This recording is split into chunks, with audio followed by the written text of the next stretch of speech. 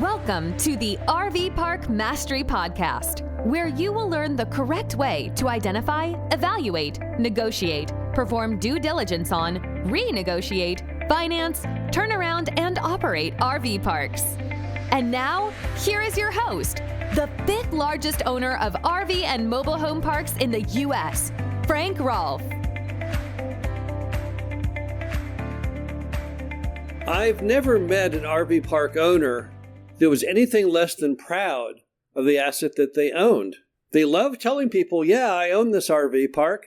They would proudly tell all their friends and family of the RV park that they purchased. However, at the same time, you have to weigh the benefits of having a private life and perhaps being a bit more anonymous. This is Frank Rolfe, the RV Park Mastery Podcast. We're going to talk about methods to stay anonymous, methods to build a firewall between your business life and your private life. Now, why would you want that? Well, here's the problem. When you buy an RV park, unless you're going to self-manage it, and even if you do self-manage it, you want to have a nice blend of property ownership along with time with your spouse, time with your family, private time, the ability to sleep.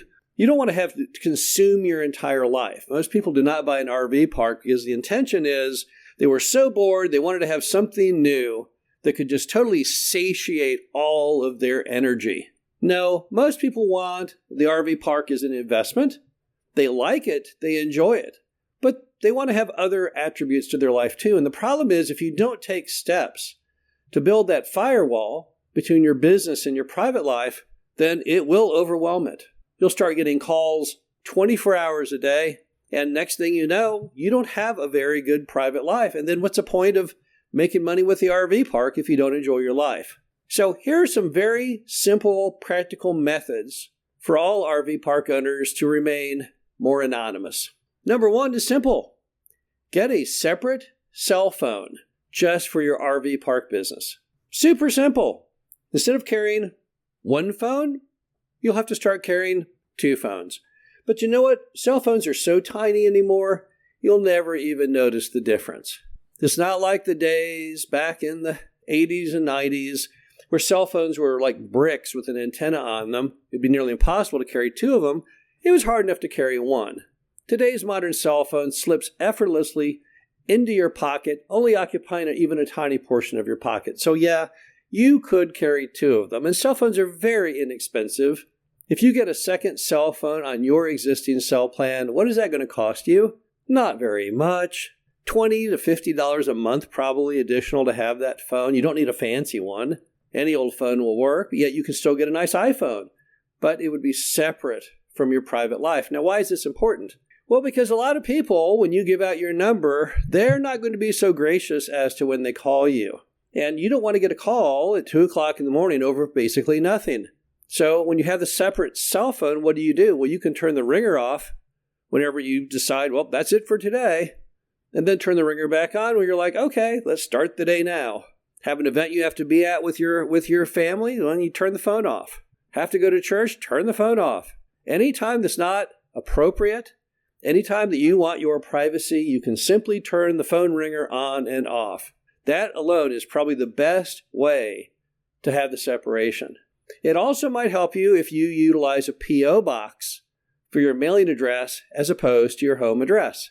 Now, why is that necessary? Well, people will send you things from time to time. If you give out your home address, you know the drill. In today's internet, anyone can find anything if they have your address and your name. So better yet, maybe don't give people your address. If you don't have a business address, just create one. P.O. boxes are crazy cheap, not expensive. Every city in America has them. Every small town has one.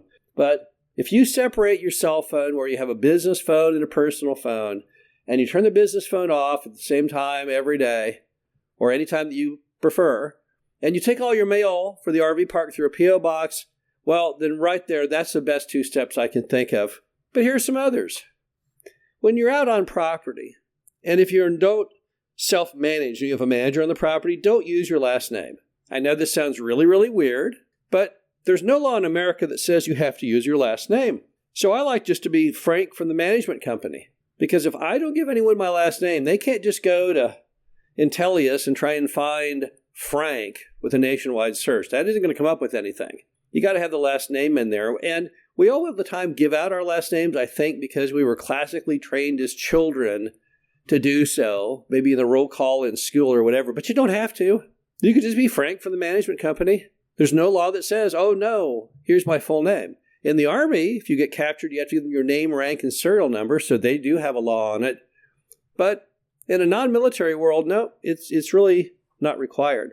Also, don't carry business cards around with you, because when you carry business cards around with you, they often have too much information, namely your last name. Once again, nobody needs your last name. Not a customer, not the manager. No one needs to have your last name, not ever. And if you don't give them business cards with your last name on it, they'll never figure out what it is. So why in the world would you carry them? Besides that, you have to pay for them, and then you have to remember to carry them. For the last 20 years now, when people say, you have a business card? Nope, ran out of them. Well, who are you again? I'm Frank from the management company. Here's my phone number, which of course ties to my other cell phone. Also, you always want to be from the management company. You never want to be the owner of the RV park. Again, it's good to be proud. It's good to have an ego. It's good to say, this is my property and I'm proud of it. But the problem is, what are you getting from that? And sometimes you're going to give up your privacy if you go around all the time saying, I'm the owner. When you're from the management company, you're never going to get as much pushback from managers, customers, or anyone, because you don't seem to be the decision maker, and people don't tend to press as much when you're not the decision maker. So just being from the management company is probably a good way to do it. And don't ever tell anyone, hey, I'm the owner. Also, don't ever get too friendly with the manager if you're not going to self-manage. If you self-manage, it doesn't matter. But if you're not going to self-manage and the RV park is just an additional asset you own, additional income stream, then don't get too friendly with the manager. That's where a lot of things go bad, because when you get too friendly with them, you drop your guard, and then suddenly they do figure out everything about you, and that only can cause you problems. So you want to have a good business working relationship with people, but if you need friends, don't look to your RV park manager for that. Find friends outside of work is probably a good way to do it. Also, if you are a non-resident managing owner, then it would behoove you not to show up at the property when you do show up in a fancy car or wearing fancy clothes. It's probably not going to help your RV park if you show up in a Lamborghini.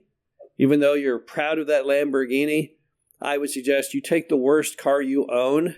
I have always used either a pickup truck, then I had a Jeep Cherokee, now I have a Dodge Challenger, but I've never gone for really high-end cars, simply because it sets probably a bad standard for the manager, and it may offend people, and so just drive a normal car and such.